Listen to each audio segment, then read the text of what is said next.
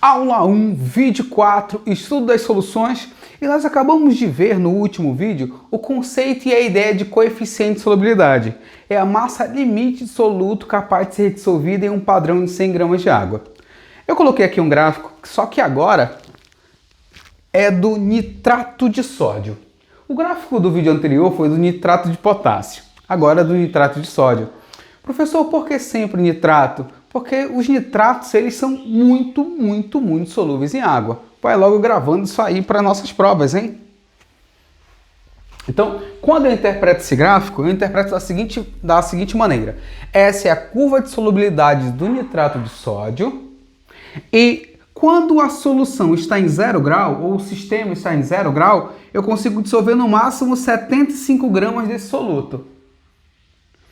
Quando o sistema atinge 30 graus Celsius, eu consigo dissolver no máximo 95. E quando o sistema está a 60 graus Celsius, eu consigo dissolver uma quantidade de 125 gramas desse sal no padrão de 100 gramas de água. Não te esquece, é sempre um padrão de 100 gramas de água.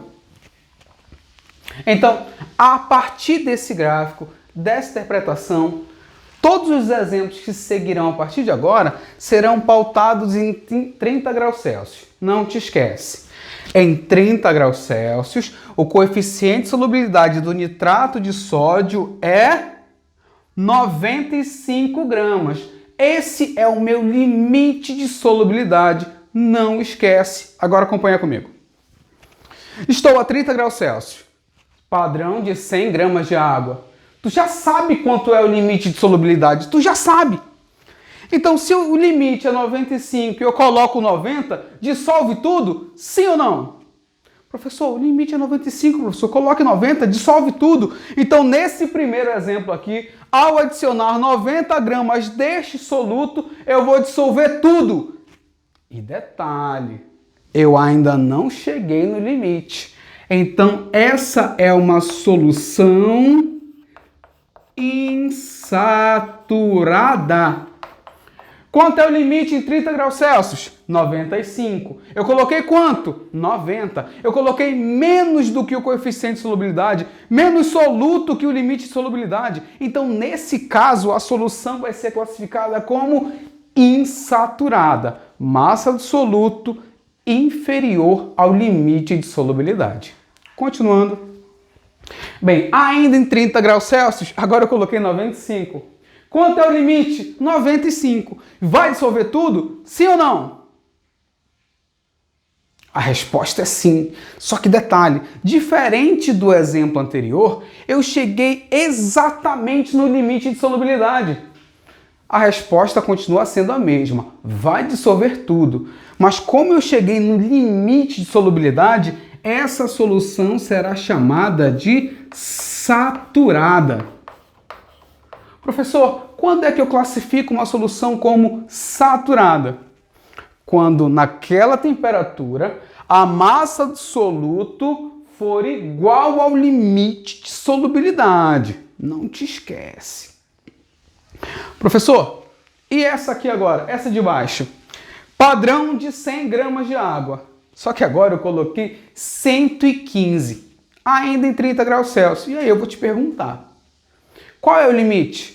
95, bem aqui, ó. Deixa eu ver se eu consigo. Isso, bem aqui, ó, 95. E eu coloquei quanto? Aqui, ó, 115. Não vai dissolver tudo. Os 95 do limite vão dissolver.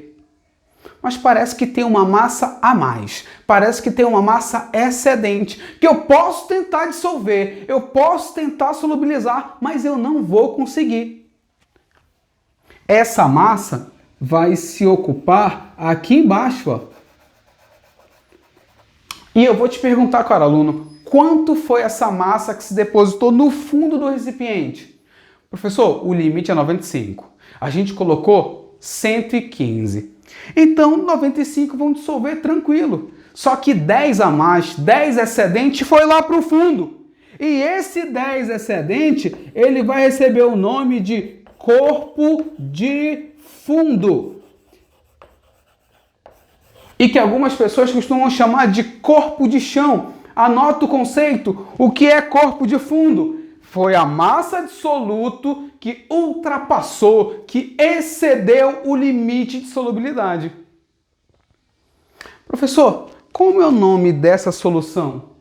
Simples. Ela é uma solução saturada com corpo de fundo. Não te esquece. Eu posso classificar uma solução como insaturada, saturada, saturada a corpo de fundo, conforme eu te expliquei aqui, a partir dos limites e coeficientes de solubilidade. Ainda tem mais uma, a supersaturada. Mas esse é assunto para um outro dia, próxima aula. A nossa aula 1 termina agora. Até mais!